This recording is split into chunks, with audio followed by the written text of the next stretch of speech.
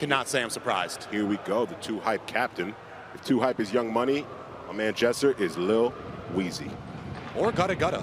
Could be, either one. Both titans in their own lane. Here we go, Jesser with the 2 warm-up laps.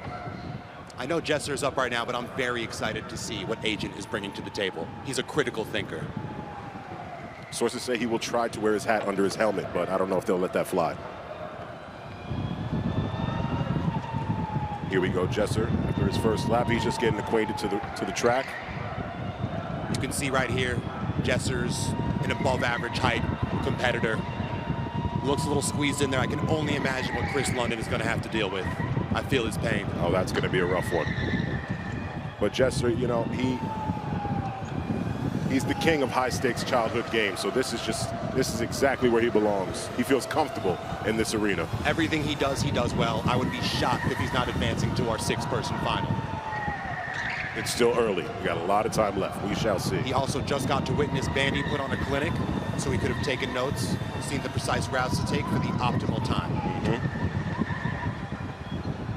And I think that's the advantage of being able to watch people go ahead of you. You learn from their mistakes if you're paying attention.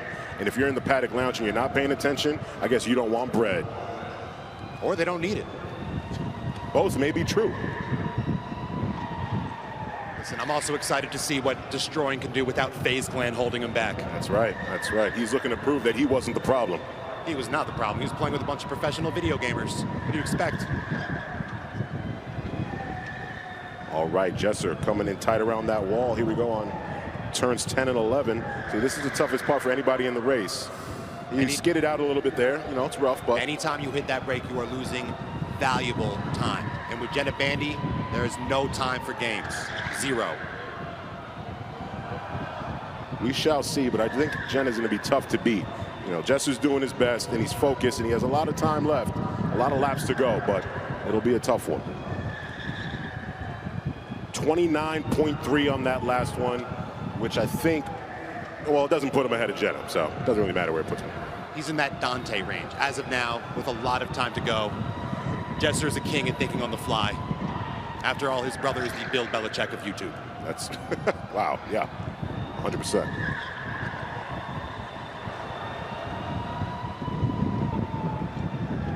You don't hang out with 2 people as competitive as Jidel and Zach TCG and not pick up a few things. I have faith in Jesser.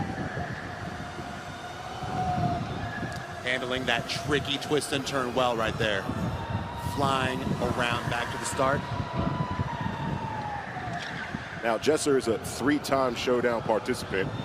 Yet to bring in a win, but, you know, he's confident. That's what he told me pre-race. 28.6, that is a big improvement right there. Massive.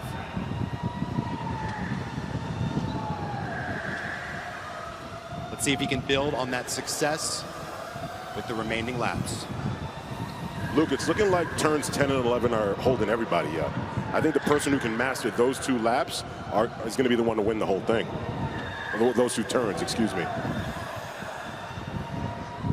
28.3, he is improving each and every lap.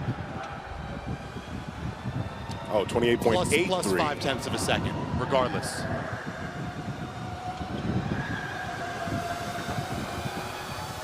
He has the eye of the tiger right now. Locked in with a 100 Thieves chain. He had to do it to him. You can see it. You can see that he's more comfortable on the track. After each lap, he's more and more comfortable. He's getting in there, and he appears to be in his bag currently because he is really finessing this one. 28.65 in that last one is the best lap so far. I believe he has about 4 or 5 more to go. A lot of time to build upon that. I believe this would put him ahead of Dante, but behind the RDC boys as of right now. A lot of time left. 28.2. Fastest lap by Jesser. He's putting the pedal to the metal on a pair of Nike Air Monarchs right now.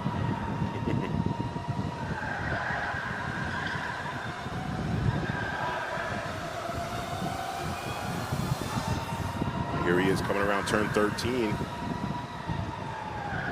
I'm interested to see if anyone is going to be taking the Jenna Bandy approach, where she slows down to get the optimal start. But I don't know if anyone can sacrifice laps like she can. No, yeah, I don't think that people have that. I don't think people have that strategy. They don't have that strategy. Vision.